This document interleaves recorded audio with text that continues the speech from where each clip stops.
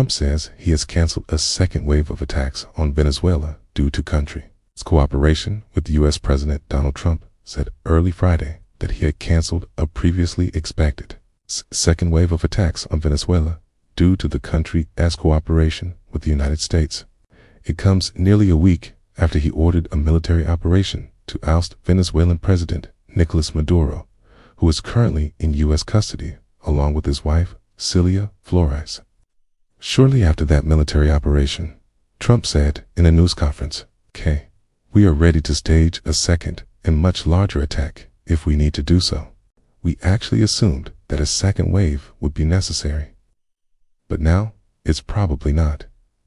In Friday's Truth Social post, Trump said the U.S. and Venezuela are working well together, especially as it pertains to rebuilding in a much bigger, better, and more modern form their oil and gas infrastructure.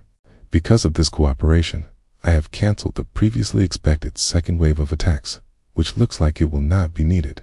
However, all ships will stay in place for safety and security purposes, he added. Trump went on to say that Venezuela was releasing large numbers of political prisoners as a sign of seeking peace. Citing, "This is a very important and smart gesture." Venezuela began releasing the high-profile prisoners on Thursday, including opposition politicians, in an effort to seek peace, the acting government said.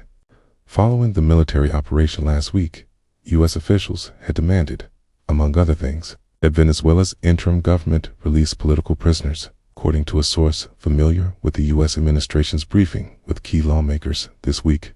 When asked by the New York Times how long the U.S. aims to control Venezuela, whether it would be months, a year, or longer, Trump replied, "I would say much longer."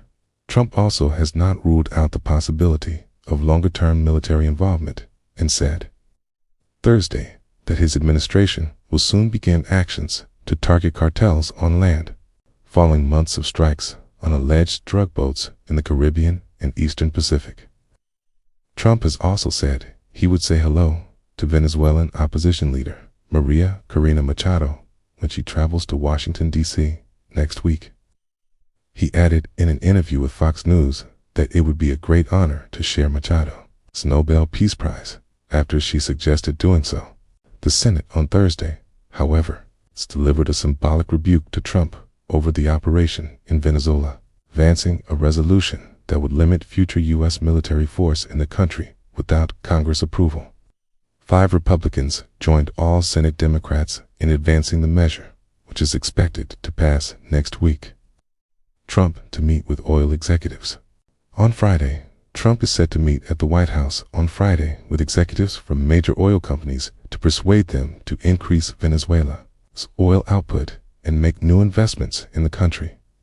He claimed in his Truth Social post that at least $100 billion will be invested by Big Oil. But the oil industry has expressed serious skepticism about ponying up tens of billions of dollars over a decade to restore Venezuela's oil infrastructure. The vision for oil production laid out by senior Trump officials, led by Energy Secretary Chris Wright and Secretary of State Marco Rubio, would represent an unprecedented exertion of control over a foreign country's oil resources with no clear timetable or guarantee of success. Wright told CNN on Wednesday that the administration was still working out the logistics of how it plans to sell the oil and deposit the proceeds.